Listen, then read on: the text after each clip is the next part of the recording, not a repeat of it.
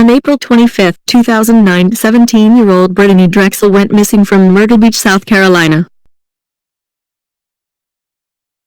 Brittanee went on the trip to Myrtle Beach with friends. However, Brittanee's mother was unaware that Brittanee was in Myrtle Beach and thought that she had been staying at a friend's house a few blocks away. On April 25, around 8 p.m., Drexel left her friends at the Bar Harbor Hotel on the beachfront to walk 1.5 miles south down South Ocean Boulevard to another hotel, the Blue Water Resort, to visit a longtime friend by the name of Peter Brzezowicz, a 20-year-old nightclub promoter who was staying there.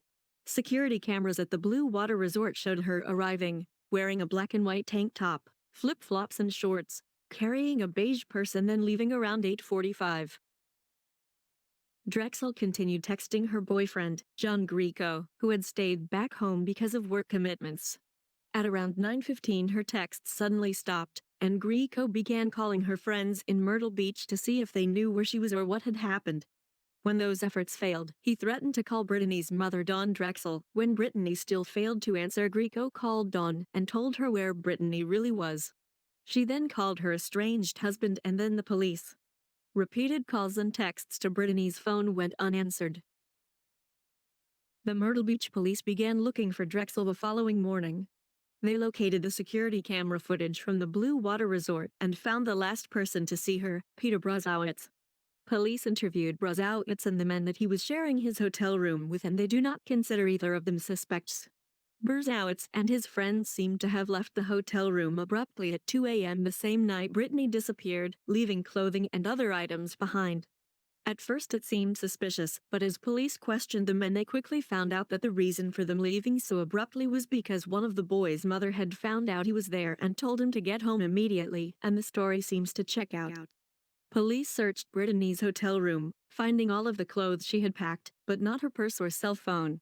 The phone's network pings were tracked on a path leading 50 to 60 miles south of Myrtle Beach, in an area along U.S. Route 17 near the Georgetown-Charleston County line. The pings had stopped abruptly early on the morning of April 26.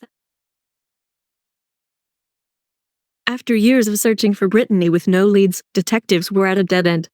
Until June 2016, Timothy Dashawn Taylor, an inmate serving time in state prison, testified that earlier that year, another South Carolina inmate, Taquin Brown, who had begun serving a 25-year sentence for manslaughter, told them that shortly after Drexel disappeared, he had gone to visit a stash house in McClellanville to give money to Sean Taylor, Timothy's father.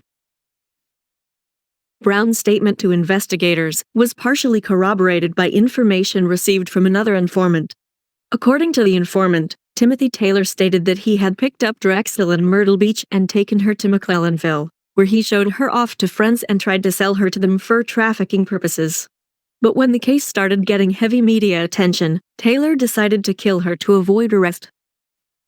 He stated that Brittanee looked heavily drugged and had a black eye. He saw Timothy Taylor sexually abusing Brittanee with other people who have not been named. He continued to the backyard, where he found Sean Taylor and made his payment. As they talked, he says Brittanee tried to run from the house but was soon recaptured. Brown said he saw Timothy Taylor pistol whip her, then take her back inside the house, where he heard 2 gunshots, which he assumed were the sounds of Brittanee being killed. Brown claims to have seen her wrapped body being removed from the house.